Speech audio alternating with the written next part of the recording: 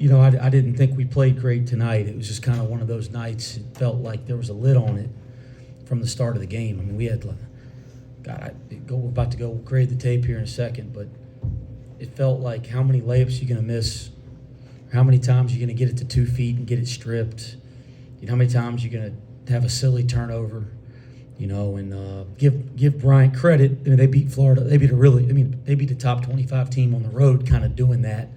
And then when they beat Florida Atlantic 3 weeks ago or so. So they do frustrate you, and they do some different things, right? They play 5 guards. Most everybody on the floor shoots the basketball first, and the guys that don't are really good off the bounce from the perimeter. Timberlake's an interesting matchup because, he's like the one guy on the court that doesn't shoot it most of the time, but he's a terrific passer and playmaker, and he's really good at finishing around the basket. And, we saw him at Memphis. So, it's, obviously he's had success in the American and at a high level. And he's an interesting matchup for our front court, or any high major front court for that matter. But at the same time, I thought we had plenty of chances there early, and it just felt like one of those nights where nothing was going our way. And I didn't think we handled that very well.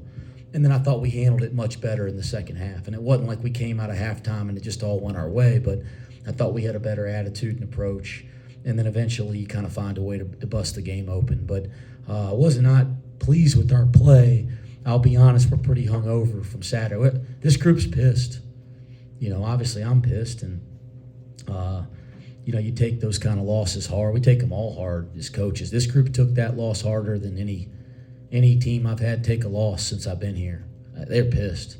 And they practiced we had one of our best practices of the year yesterday. I thought we'd come out and play unbelievable today. They're pissed off, but I think we addressed some things from that game, and it had us a little gun shy, or maybe not as confident tonight. And I think big picture, that's good because some of those things needed to be addressed, but we hadn't quite gotten through that process yet to get confident again, and I think we can. We got to get confident again.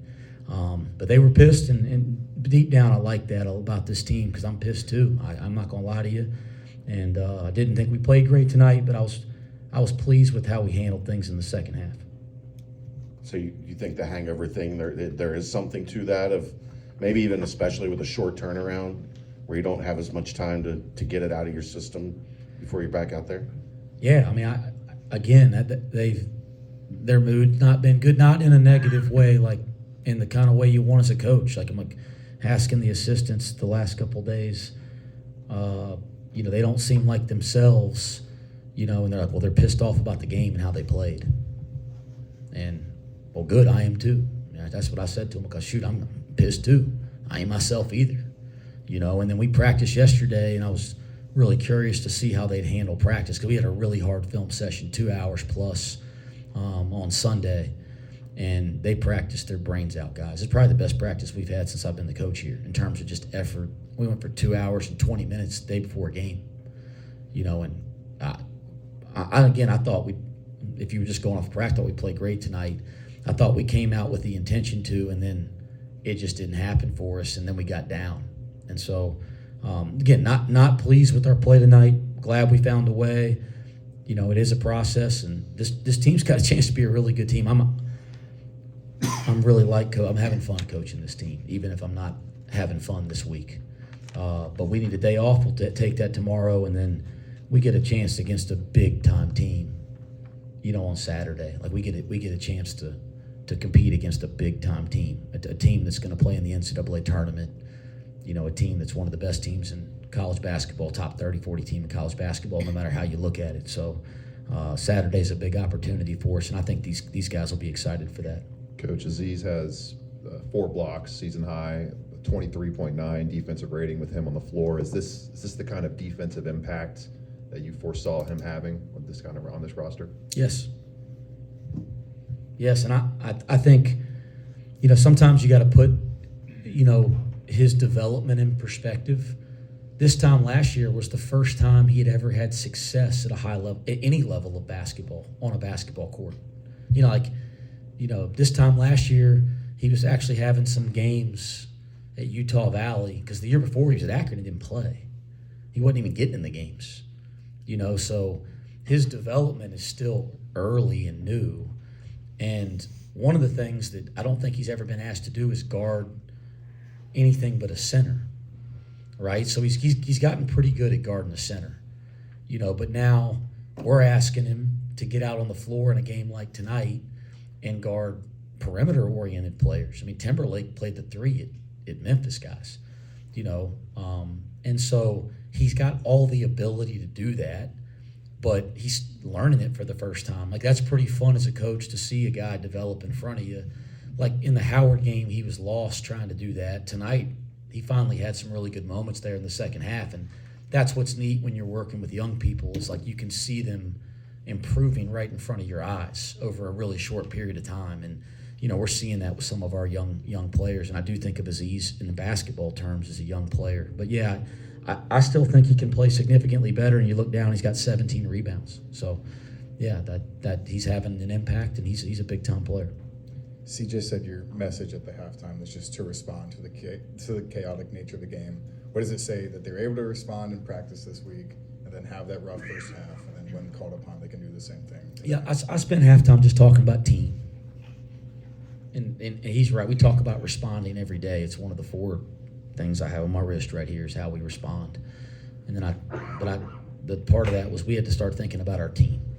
Like, we have a lot of talent in that locker room and a lot of guys that are about the right stuff.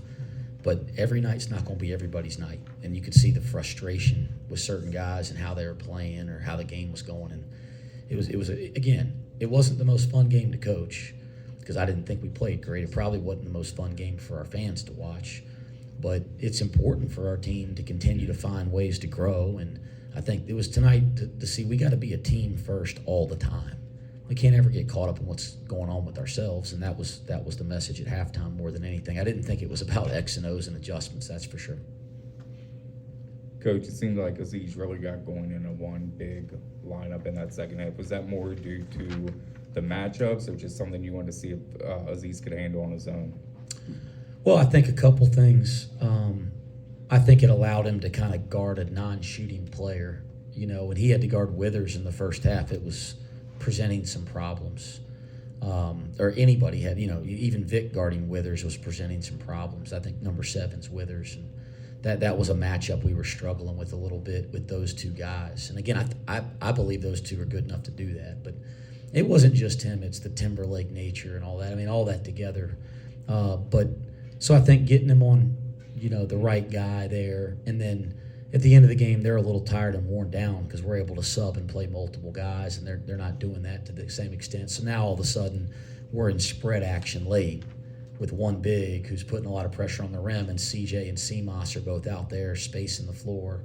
And so I do think some things opened up. It's usually people when they write stories or whatever, you want it to be one reason, but it's usually a handful of things culminating, and probably the right matchup defensively helped Aziz. Probably having a lot of spacing on the floor. Maybe Bryant's a little worn down and they're not covering as much ground. I think all that stuff probably impacted that run. I think it was a 30-5 run at the end of the game. Our team's going to continue to foul him, do you think, and send him to the line rather than submit to the dunk? I mean, if he's 8 to 12 from the free throw line every night, they're not. And he's actually got great touch. His form is a little non-traditional, but he's a good shooter. He actually can shoot threes a little bit. I mean, you guys, you didn't believe me when I said about Vic, and I think everybody believes me now, although he didn't shoot it very good on Saturday. But Aziz can shoot it. He's got great touch. I don't worry about him at all on the free throw line. He's going to make a lot of foul shots. You can see his misses are soft, and he's a good shooter. He's going to be a 3-point shooter here at some point.